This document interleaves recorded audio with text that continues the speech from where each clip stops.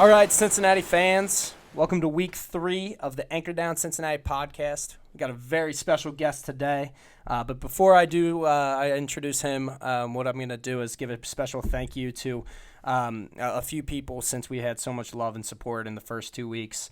Huge shout out to Matthews Mazes and Matthew Hausler for designing the logo. He's been awesome. Can't wait to work with him in the future. We got merch coming out as well. And also just wanted to thank everybody for all the love and support they showed on the first few weeks. We're going to keep the ball rolling today. We're going to dive into some Bearcats football, Bearcats basketball, and also touch base on the Reds. I got a Cincinnati Sports Blogger here today. Again, we're doing over the phone just for the circumstances we've been put in. Which we're eventually going to be moving into in person, hopefully next week. Stay tuned for that. But for the time being, I got Cincinnati Sports Blogger Tyler Dugan with me, a friend of mine. Went to high school with him, and we're gonna dish about some Bearcats football and basketball. But got Tyler on the line here. Tyler, are you there? I'm here, man. What's going on? Awesome. You want to go ahead and introduce yourself? Give you maybe a bit of a background on who you are, what your background with Cincinnati sports is, your love for it, and everything. Yeah. So obviously, I grew up around here whole life. My dad kind of had it ingrained in me that you're going to grow up and you're going to root for these teams, which I guess you can kind of take that with a thank you. I'm not sure it's been a great thank you for the 24 years I've been alive, but yeah. So I grew up on the west side, loving UC, loving the Reds, the Bengals, all that shit. And then a couple years back, a friend of mine's older brother started a blog called The Pup List, asked me to write for him and just contribute to kind of shoot the shit, basically kind of what you're doing here whenever I wanted to. So when I was in college, I got real into that. I did it pretty often. Now that I'm working full-time, I don't necessarily do it as much as I would like to. But I got into it a couple weeks ago with all the Burrow stuff. So I still will get on every once in a while, hit some big hot topics that are fun. And obviously, if anyone follows me on Twitter, I'm a pretty annoying guy there. So pretty outspoken about all this stuff. Us West Siders understand what it's like to be, an Elder Panther, first off. And I know Dugan is actually, we both went to Elder. And we may actually touch base on that as well. But, being a West Sider, what's the glory about being a Cincinnati sports fan on the West Side? Well, there's a lot of history here. I think that's the coolest part. My grandpa grew up, he went to West High. So did my grandma. They graduated with Pete Rose. And, you go all the way back to Don Zimmer. And, you move it fast forward to guys like Kyle Rudolph. And then, it goes down the line. It's crazy when you look back and you see all the crazy famous people and great athletes that have come over here, and they're really all still ingrained. Pete Rose is still so involved with Cincinnati. Kyle Rudolph obviously still comes back to Elder and all that stuff. So it's really cool to kind of see. I think that's what it kind of speaks for itself. But I think it's the history involved behind it is what makes everything so special. Oh yeah. And speaking of Pete Rose here, obviously Hall of Fame, right? When are we going to see that, or what are your thoughts on that? I'm not the biggest Pete Rose guy as the rest of Cincinnati. I like Pete Rose. I think he's a Hall of Fame player. Absolutely. Should he be in the Hall of Fame? Absolutely. Because I believe Hall of Fame should be on the field. I've said from the jump, I think they all should be in the Hall of Fame between Bonds, A-Rod, Sosa, McGuire. I think just put them all in. Clemens, they should all be in because it's, the way the times were is that's what happened. And there's no proof to prove that Pete ever bet while he was playing. And his numbers obviously speak for themselves. So I don't think he ever will get in because the Baseball Hall of Fame is the biggest group of pricks alive. And it's just a bunch of media guys who have a stick up their ass. So unfortunately, I don't think he'll ever get in while he's living. I think he actually spoke on it a couple weeks ago.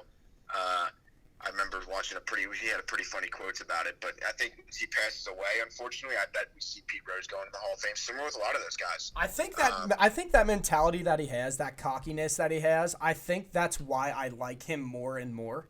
I think like how he presents himself. I mean, what's great about the guys, you can go sit down at a let's say the boathouse down at right on the river. And I think the last time I actually saw him in person, you just see him over there, and totally approachable guy to talk to. It's awesome seeing just a full through and through Cincinnati fan or Cincinnati guy who still he loves Cincinnati and still supports basically all the sports that we have here. Absolutely, yeah. I mean and again that kind of goes back to the West Side thing, but I think it's just how his mentality has been his whole life. So he just kind of grew up that way, and it is really cool to see how involved he still is in everything. Yeah, and I guess we could probably transition into I guess the Reds here. So I know with the whole entire new schedule, thank God we can have our baseball back. Hopefully, what was it, July around July 4th? Yeah, it seems like they're trying to do the 4th of July weekend stuff, which is good. That would be awesome. And what is it, 82, 83 games in that weird bracket where I think it's like 3 major divisions or whatever it is. I think that is going to be extremely interesting. It's going to change kind of the game of baseball because you know what? Like if there's something I could change about baseball, I totally understand why there's 100 and whatever games. But what's also really cool is that this year it's down to 82, 83 games, which means every pitch is going to matter, which is kind of the fun when you think like playoff baseball, when you think back to like 2012 Reds when we went and you're at the game and everybody's it's electric. Everybody's screaming at every pitch. I mean, I feel like that's what's going to bring baseball and make it this year just that much more interesting. Yeah, I mean, hopefully, they pass it. I don't know. I haven't been out. I haven't seen any news on it yet this morning. So I don't know if anything's changed. I mean, hopefully that shit they just push it through. I know that there's a lot of bad rap going on right now between the owners and the players. I'm on the player side. I think the owners are being a bunch of pricks. I would agree. So hopefully they kind of get it through. I think they eventually will because I just think the world needs it. I think they're gonna figure it out at some point. So I'm pretty confident it's gonna happen. But yeah, I mean it'll be a sprint and it's exciting. I think the Reds are kind of built for that this year, which is also exciting. But it'll be interesting. I mean, you look in the past, and David Bell got criticized a lot for it last year. In certain moments where he was playing to win one game, he would use all his bullpen, and then the next day the Reds were gassed, and they had nothing in the tank. So they're you are great. You might have won the game the night before, but you lost your shit for the next 2 days. Yep. Now it's that mentality is going to have to be had because you have to win the games that are in front of you. With 82, the season's cut in half. I like the drag of 162 because I think in baseball very rarely do you not see the best teams come out. At least in October, the best teams are there over 162. I think 82 will get the point across. It'll be a lot of fun. But yeah, it'll be exciting. I don't know how they're going to handle it with or without fans. Who knows? I mean, the Pirates should be used to without fans, so I guess that's advantage. But I don't really know anything else. I don't know what to expect. I'm excited overall. So out of the hate that we have for our rivals, obviously we can't stand the Cardinals. The Cubs for some reason, I don't know what it was last year. The Cubs had better record than us, but we rolled over the Cubs every time they came to Cincinnati. But the Pirates this past year have made, I don't know what happened, but the blood just turned bad.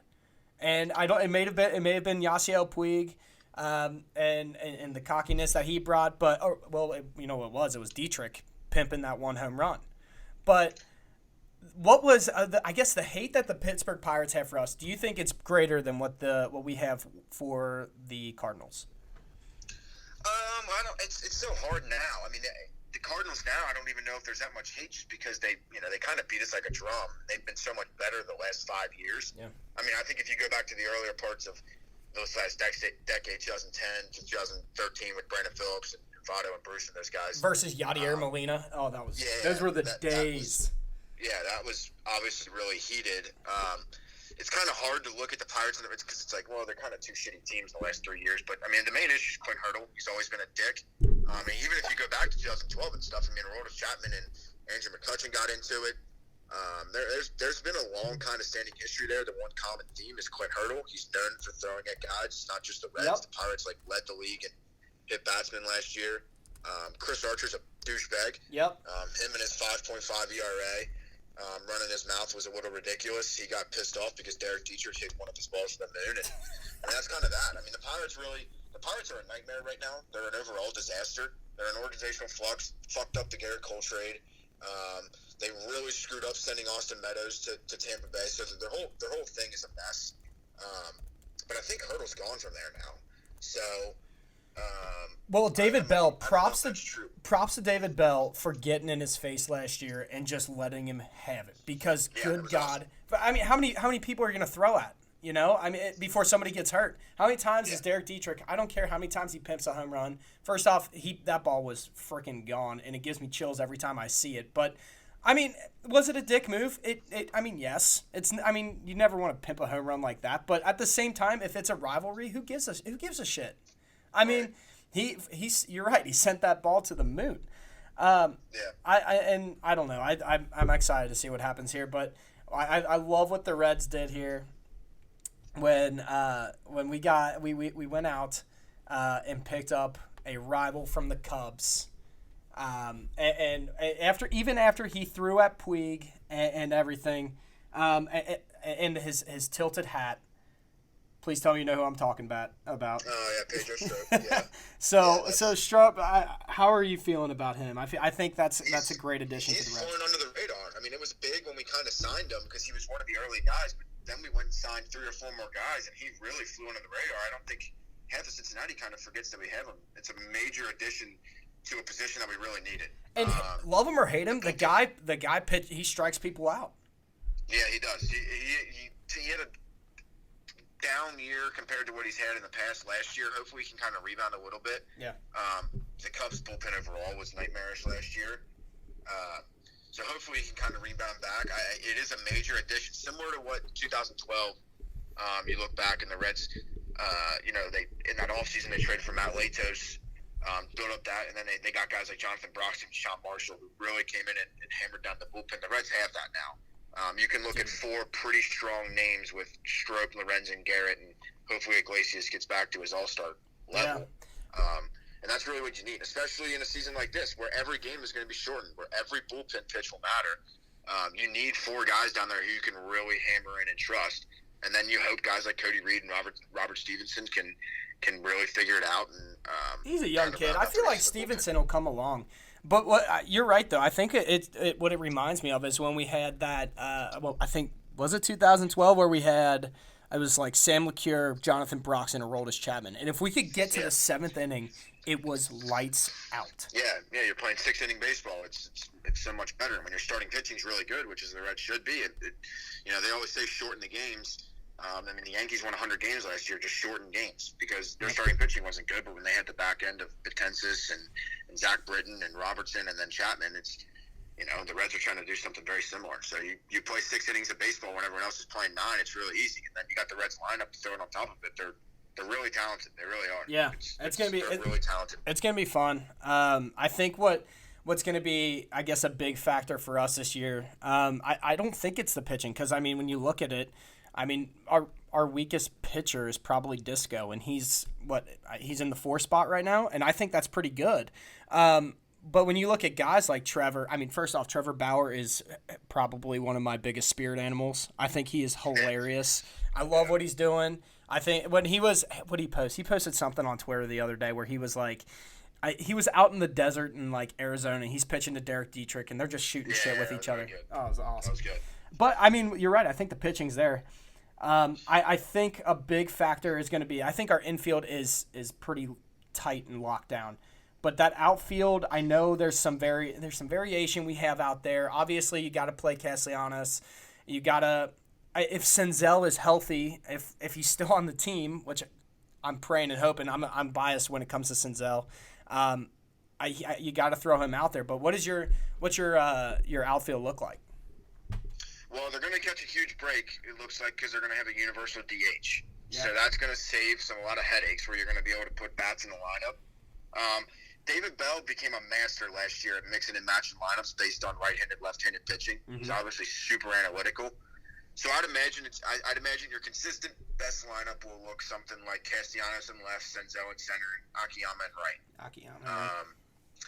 And then I think the DH will probably be whoever, if it's a right-handed pitcher, Jesse Winker's going to swing the bat. He can really hit right-handed pitching.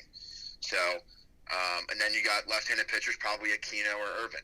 Everyone fell in love with Aquino in August, and it was really hard not to. He had one of the best rookie months ever. He'd be the best rookie month ever. Yep. But he was bad in September, really bad. And, a lot of people stopped watching the Reds because they fell out of the race, but he was really bad in September. So it's finding that mesh between them. And Senzel was, kind of similar. He peeled off, he had the injury late, but, he went back to his old hitting stance, and Turner Ward kind of fucked him up in the middle of the year last year. Now he's gone, so hopefully Senzel can get back. It's a good issue to have. Really, it is. So much talent. It really David Bell was really good. Especially when you're looking at a guy like Phillip Ervin, and I mean, if you've heard me talk before, I preach Phillip Ervin. I think he is a guy who is really making a name for himself, and like when you least expect it. I mean, they'll probably, if he gets into the lineup, he'll play in like a 7 spot. He's the guy who hits home runs in the 7 spot, in my opinion. Yeah. And for like, he's got a lot of pop. Yeah, and he's have no idea. First-round draft pick. He has a lot of talent. He really does. He's always just kind of been the guy who's left out because the outfield has always been somewhat talented. So yeah, I mean, he's another guy who's going to come in and he's going to get the opportunity to play. It's really is a good thing. The DH is going to save them a lot of headaches because they'll be able to hit 4 guys, and it'll be one of those 4 usually. Yeah, I totally agree. I totally agree. We just need to get we need to get back out there, man.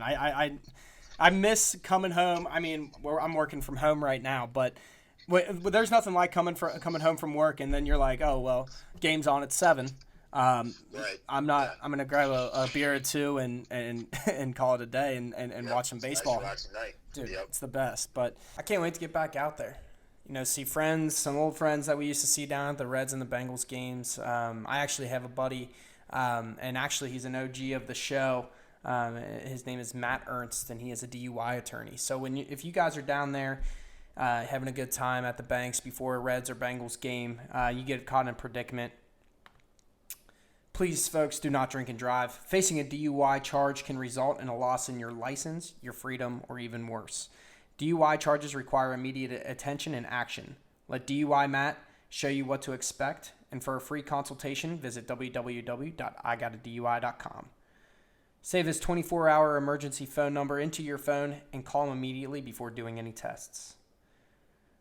Another OG of the show that is a friend of mine, and I actually use this product when I bought a ring for my fiance. He's a jeweler, and his name is Phil Amrine. He's down at the Reds and the Bengals games quite often as well. He's also an OG of the show, and if you have any questions or want to be consulted in the right direction when it comes to buying jewelry, please visit Phil Amrine at Amrine Diamonds off of Coleraine Avenue. Again, that's Phil Amrine with Amrine Diamonds off Coleraine Avenue. But Tyler, man, we got to get out there. I miss going to the banks, and then I miss Firework Friday, and dude, we need it. We need it. Yeah, it seems like it's kind of slowly coming back. So hopefully, the outdoor stuff is open this weekend. I saw the banks were open a little bit, so hopefully, things kind of start to get back to normal. And I know there's safety stuff involved. They figure that out. Yeah, man. Everything kind of just slowly get back to normal would be awesome. Yep. I'm excited for it. Yeah, man. And I mean, we got. I mean, you're actually a part of the first segment where I'm mentioning it, but we're gonna dive into some Bearcats here. And hopefully we can play. I mean, we're going to be watching some college football this year. I know they're trying as much as they can to push for it. I know it's not really in the favor of us fans, but hopefully we can play because I think that Luke Fickell is doing some good stuff with the Bearcats. I think he actually, to be honest, people have different feelings about Luke Fickell. I think he's going to be the guy that eventually is going to bring us into make that presence in the top 25. Yeah, I mean, it's really hard not to enjoy what he's doing. I mean, his first year they went 4-8, and he had to really change he talked about changing the perspective of the program and changing the culture there, and he did it in a year. I mean, they've gotten back-to-back 11-win seasons. They finished last year in the top 20, or I think they were 21st to the last college football playoff poll. They're really, they're loaded. It's really hard to look at this year's team and not think they should be a preseason top 20 team. Yep. They are loaded. They're loaded at pretty much every position. I think this year is the year where you look and you say that if this team doesn't make a New Year's Six bowl, something went wrong. I mean, there's no reason this team shouldn't be 11-1, 12-0. They have that kind of talent. They have that kind of people returning. I think they're returning 20 to 22 guys, including quarterback. He's a 3-year starter. They lose DeGuara and Michael Warren to the NFL, and I think they might have lost Terry Young, linebacker. But other than that, we got a transfer from Alabama. Jerome Ford will probably come in and play running back right away.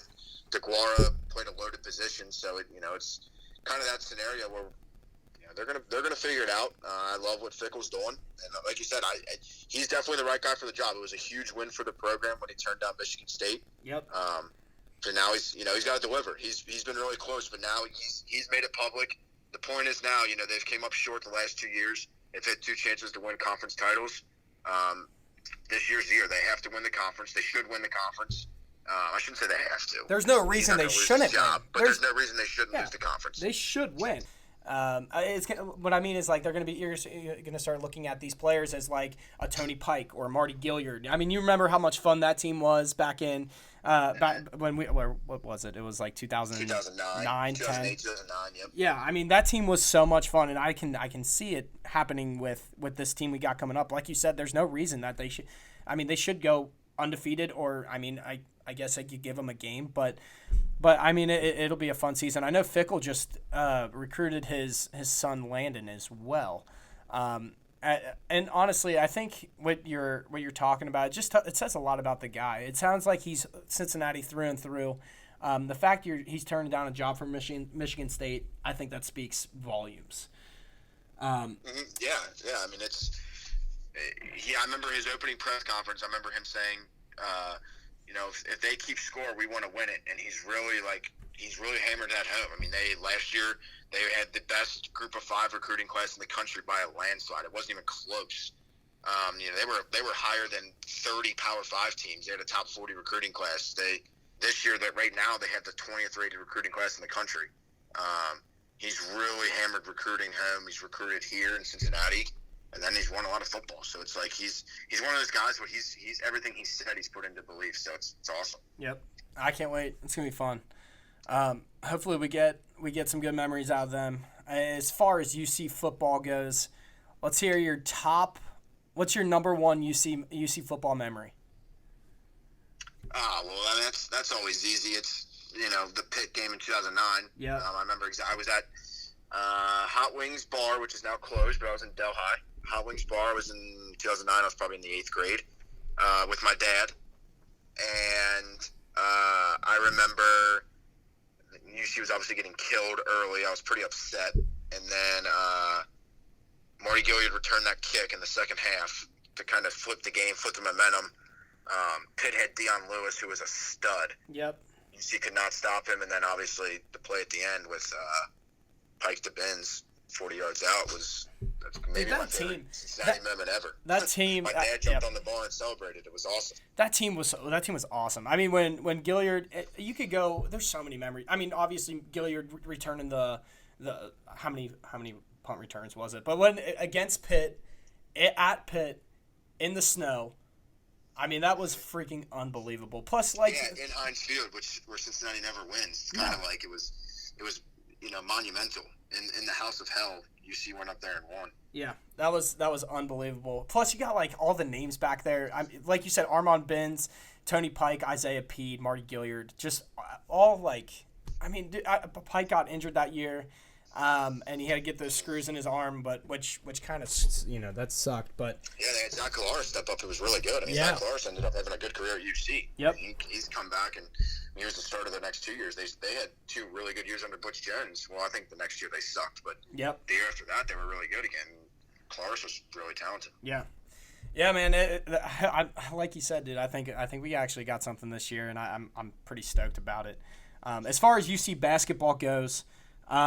I mean, we've been through hell and back with our Bearcat basketball teams, and I mean, think about the Kenyon Martin ACL tear, the UConn half full court shot. I mean, we've been through hell and back. Now, I guess with the team this year, I know there's a lot of work to be done. I'm kind of on the offside here. I was not a big fan of letting Mick Cronin go to UCLA, but I mean, good for Mick. I love Mick Cronin. But what do you got for me this year? I'm on the opposite of you a little bit. I mean, I liked Mick Cronin. I thought Mick Cronin saved the program, and I was nervous when he left. Don't get me wrong. I think John Brandon was the absolute perfect hire. I'm in love with him. He's really good. They're an interesting team this year. There's a lot of question marks, but they're going to be a lot of fun. There's a lot of talent there.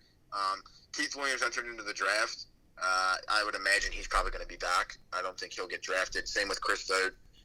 They'll both probably be back, and they'll both start. On top of that, you got guys like Micah Adams-Woods, who started at point guard last year. He'll be back. He was a freshman. He'll start. Zach Harvey was a top 60 recruit 2 years ago. He's back. He'll be really talented. That was Brandon's first big recruit. He's really, really talented. He played through some injuries last year, and he came in late, that kind of stuff. So yeah, he's really talented. They got Tari Eason as a freshman, the Matson brothers, Micah Saunders, and then two big-name transfers. Rapolis Ivanauskas, or I don't know how the hell to say his name. Yeah. They call him Rap. He's from Colgate. He torched us for 21 last year when we lost to them. He was an All-American. And then David Julius from Michigan. If he gets immediately eligible, I think we're looking at a really talented team. I mean, we lost the names that McKernan had, but I think this team and the schedule is really loaded, so we're going to find out early. But there's a lot of talent there. Yeah, a lot of talent. And I'm assuming. Well, this is assuming we're going to play, but hopefully we can. I think after looking at the schedule here, I think you said we were loaded as far as the conference goes. Other than Houston, because I know Houston actually did. I know they had a decent recruiting class coming in. I mean, how are we feeling about the conference? Well, Houston's going to be really good. I mean, they have some questions on guys who entered the draft, and I don't know enough on whether they come back. They weren't graduating anybody. If they get everybody back, they're probably a top 5 team. They might be a top 5 team in the country. They're really good, really, really, really good. So that's going to be definitely the class of the conference. Wichita was supposed to be good, and they literally had 9 players transfer. So I don't know what that situation is like there. Greg Marshall obviously had some stuff go on. He's a huge dickhead anyway, so it's not surprising. But they'll be interesting. I know they got some talent too, so I don't know where they range. Other than that, Memphis seems to be returning a lot of those freshmen that they had from the number 1 recruiting class. I hate losing to Memphis, dude. I hate losing because there's that's no the reason. rivalry. There's no reason we should lose to Memphis. It's just I hate losing. Yeah, they lost Precious Achua, who was obviously their best player last year and gave us fits in the middle. Penny didn't recruit as well as he did last year, so I should say recruit. He didn't pay as well as he did last year, so I don't know what that exactly means for the rest of the team. But I know they got some guys who'll be good. So I think it's kind of a 3-man race up top with Houston, Memphis, UC. Temple's always – Temple lost a shit ton. But we seem to struggle when we play there for whatever reason. Yeah, we do. I think we'll be okay there. Wichita State, after looking at what they've done in this offseason, if you will, I think we can probably – we can't rule them out, but – that should be 2 wins in my book. I think, like you said, if it's going to be a three-headed dragon up there at the top, it's going to be Memphis. Houston is going to be a problem, but there is no reason why it shouldn't be a competitive game against Houston. Yeah, I mean, I think UC has a talent. They're just super young, so it'll be. They have a lot to learn from a lot of guys. Hopefully, Adams Woods and Harvey really develop. Keith Williams has been a role player for his last 2 years. This year he'll have to be the star. So can he jump from being, make that Trey Scott-esque kind of jump from being, a really good player to the leader and a star. And then same for guys like Zach Harvey, who was a freshman last year, didn't play a ton because he backed up the Cumberlands, but can he kind of come in as a sophomore, make a real impact? And then Tari Easton's the freshman. I think he'll make an immediate impact. And then the transfers. I mean, the transfers are big. If Julius is eligible, he'll really add a guard to the mix that they need. And he's kind of, leadership qualities. He played a lot for Michigan last year. Yeah, he can shoot it a little bit. So if he's eligible, it'll really be a major boost. I think that can put him over the edge. I mean, I'm not going to sit here and say Houston is impossible to win, but they're really good. They're going to be really, really good. So that's definitely, even with the non-conference schedule that they have, Houston might be the best team they play all year, which says a lot. So. Yep. Exactly. You're 100% right. Thinking back to, I mean, we've had some people ask some questions just because we have some diehard UC Bearcats fans basketball fans that listen to the podcast. If you were to give, let's say your top team or your top player in UC basketball history, that's a tall order. Who do you got for me? Favorite player? The best player or my favorite? Your favorite. That's hard. I don't know if he's the best, but I'll give you mine. Just because this was when I was knee-high to a grasshopper sucking down a Go-Gurt. I was watching Tony Bobbitt was literally... Oh, yeah. Tony Bobbitt was awesome. Dude, Tony Bobbitt was like the first UC basketball player I knew, and I freaking thought that dude was the freaking world. Those were the early teams that I really... I mean, I don't really remember Kenyon in 2000. I was only 4.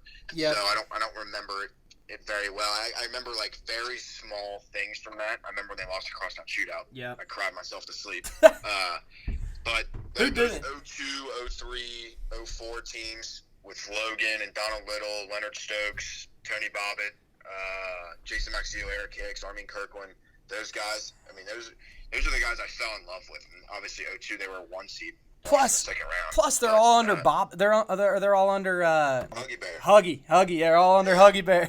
Coach Huggins. Tell me if I'm wrong, but does Coach Huggins not look like a guy who can just grill a mean brat? Yeah, he definitely has that quality. Brat and probably some whiskey next to it. Freaking love Huggins. Even when I'm watching him out like West Virginia, I mean, I think he's the real deal. I think he's a great coach. But yeah, man. He's one of the best. And one of the best ever. If we were to go, we'll say best UC moment versus worst UC basketball moment, what you got? Oh, well, in my life, I mean, historically, there's so many bad ones. It's really hard to narrow it down. I mean, you can go back to them losing at the buzzer to West Virginia, and I think it was 97 or when Art Long got tackled in 98, I think, to Iowa State, and they didn't call it. And those are some brutal losses with Danny Fortune, some really good teams. Obviously, Kenyon's leg break in 2000 is the most obvious. That was the best team in the country. He was the best player in the country. They were going to win the national championship. It wasn't a contest. Him breaking his leg was probably the worst. But in my life, I honestly think the worst sports moment I've ever had in my life was UC Nevada in 2018. Dude. Oh my God. I don't know if I'll ever I don't know if I'll ever fully recover from that. Especially the way, looking out, the way that bracket shook out. Freaking Loyola, damn Chicago went to the Final Four in that region. I mean, UC would have played them next round, and I know this is like hindsight, but Loyola Chicago never played a team whose defense would have suffocated them like that. And the Loyola Chicago, there's no way they would have beat UC. They just wouldn't have. I mean, they played Michigan, who was way more similar team to UC in the Final Four, and Michigan just blew their doors off. And the only thing they had that nun on their side, which was, I mean, that's a tall order. Sister Jean. Sure I blame her for UC's loss. I think she cursed the region. But the way that whole region shook out was, UC was going to play Sister Jean in the Sweet 16, and then they would have played Kansas State, who was a 9 seed in the Elite 8. It was like the perfect run, and they were the perfect team. I mean, they really were so talented. That was tough. God, it sucked. 22 points in 7 minutes, and Jaron Cumberland fouling out. That was tough. And then, I mean, I cannot get past it was the team with Sean Kilpatrick. I mean, Kilpatrick, and we hit against UConn when he hit a layup on, what was it? Like a 2 seconds, or less than a second. He hit a three-pointer. Three-pointer, yeah. He actually just put that video up on Instagram the other day. That was awesome. That team was awesome. 2012. My favorite moment probably came from that team in my life. when they beat Syracuse in the Big East semifinals. Syracuse was, I think they only had one loss that year. Dude, that team was fun too. You got to think about names like, I mean, you got Rubles, you got SK, we had a bunch of weapons on that team. Yeah. The Sweet 16 had like Yancey Gates and Jaquan Parker and Cashmere Wright. Those guys, those were really fun. Deion Dixon. My favorite moment probably came from that Big East run. That was Mick's best year. If you look at tournament statistics, he went to the Sweet 16, first he ever made it. So that run to the Big East championship when they beat Syracuse, in the Big East tournament in Madison Square Garden, Syracuse was a 1 seed. It was like, that was awesome. They just lit them up. That was a great night overall. Yeah, it was. That was a fun year as well. But yeah. Dude, I think you're right. I think we got weapons this year. It'll be a fun year to watch. See what we can do. I know as far as our conversations go, you got anything else for anybody listening to the pod? No, I think it's right now. It's an exciting time to be in Cincinnati. I think last decade, obviously, we started out okay, sports-wise, in terms of the Reds won the division and the Bengals went to 5 straight playoffs, that kind of stuff. But I think overall, right now, it's really hard not to be excited. The Bengals have obviously done a lot. They've revamped their whole team. There's a lot of hype around them, and it's easy when you get the quarterback that they got. There's going to be a lot of hype with that. It's just going to be fun. And then the Reds obviously made a big splash, spent the most money in spring training off-season they ever have. They're really, really talented. And then UC football, again, that speaks for itself, but they should be a top 20 team. They should really compete for a New Year's Six bowl. And then the basketball team, I love John Brandon. John Brandon's super exciting. They're going to be young. I think they're going to be feisty, but the way he's scheduled, he's brought back the rivalry with Louisville. We're in the preseason NIT tournament with Arizona and Texas Tech and St. John's. Like that, it's hard not to get excited about that kind of stuff just because we haven't experienced that. There's a lot of talent there, a lot of talent in the region. So it should be the next 5 or 6 years. I think Cincinnati. It's going to be a lot of fun. In other words, we just decided to spend some money finally. Professional-wise. Nothing pisses me off more than when billionaires play poor, and Mike Brown and Bob Castellini had the tendency to kind of act poor with $1 billion in their pockets, so it drove me nuts. But they seem to turn the corner, and I think it's a testament. I was actually talking with my brothers about this, but the new wave of coaches that they have here. Really in the last 2 years, we've seen an almost revamp of every team. And it started with the coaches. UC got fickle and was a different brand than Tommy Tuberville ever was. Really different than Brian Kelly and Butch Jones. It was totally a different ideology, a different method. Luke Fickell really embraced Cincinnati overall. And then John Brandon, he talked about his coaching style is so contradictory to Mick Cronin. It's insane. And he's really put an emphasis on recruiting and scheduling, kind of the opposite of what Mick ever did. Mick won a lot of games. But John Brandon's guy, he won the press conference. He'll get you excited. Mick never won any press conferences, so it's easy to get excited on stuff. And then it is. David Bell's a huge 180 from Brian Price and Dusty, and obviously we have Marvin Lewis here for forever. So I think Zach Taylor owes a lot of credit to kind of changing the perception and the mindset of Mike Brown. It is, and he came in on a tough team. He came in knowing he had to rebuild. I can't wait to see what he does this year. Mainly because people are judging him off of what he did last year. I think in his last 8 games, he started understanding. He got outcoached in the first 8 games, but I think now he's starting to.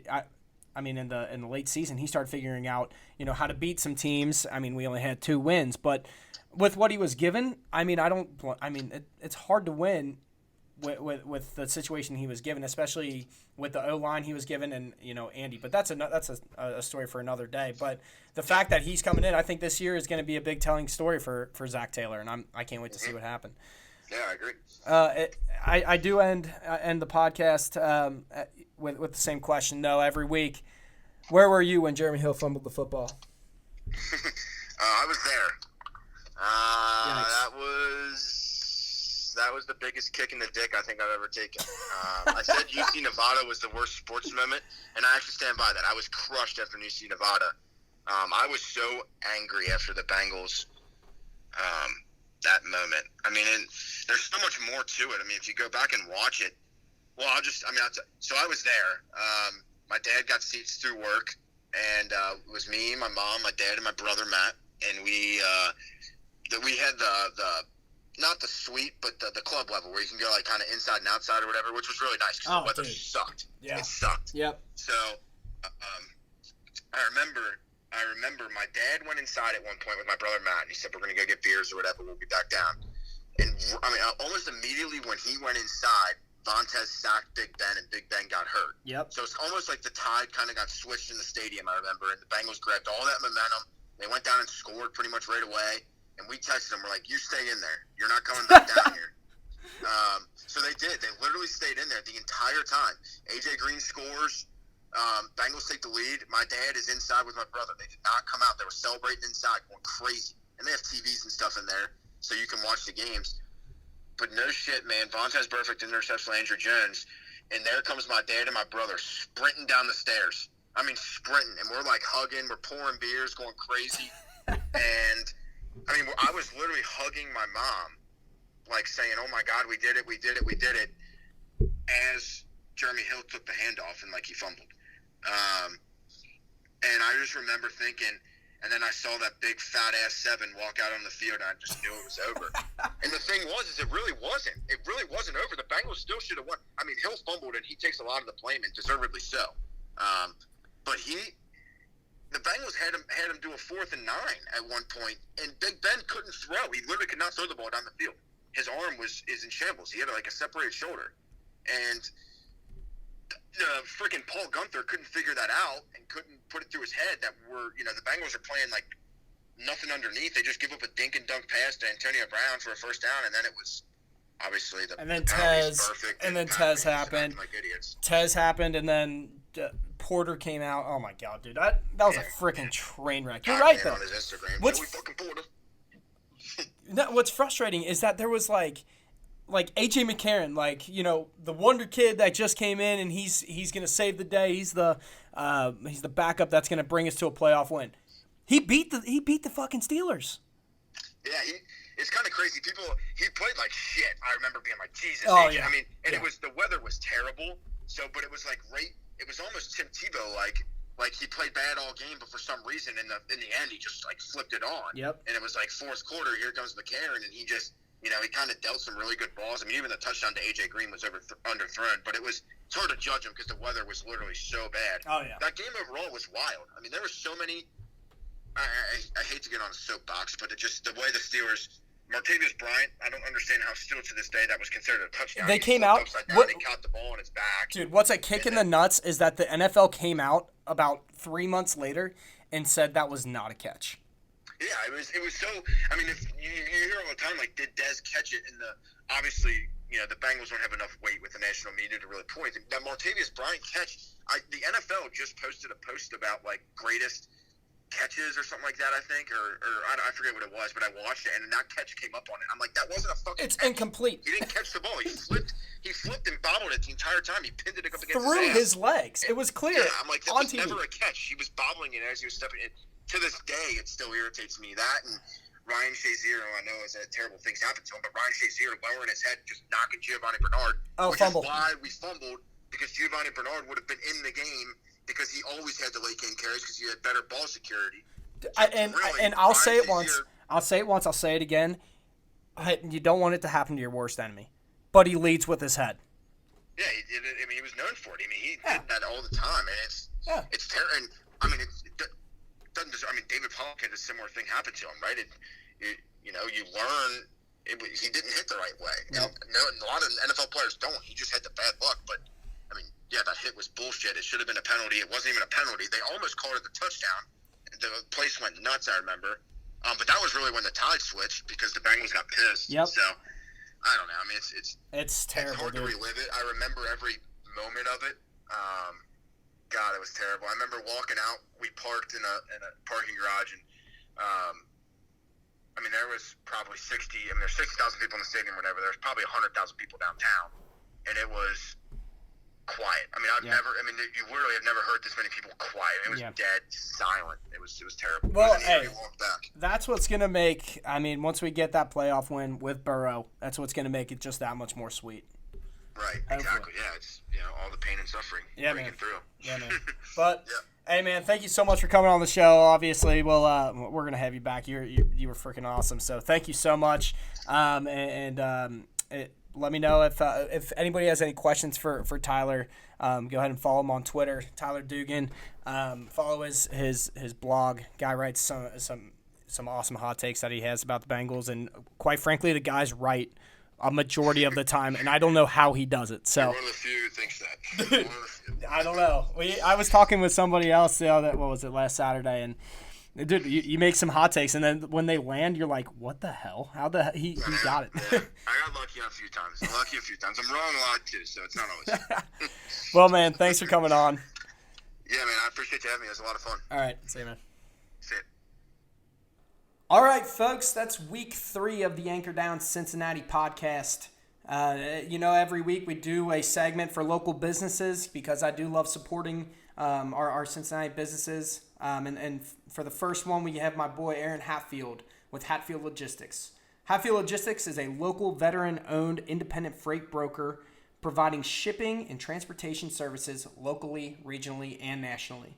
Whether it's expedited freight and small shipments or a full truckload, Hatfield Logistics can meet you where you are.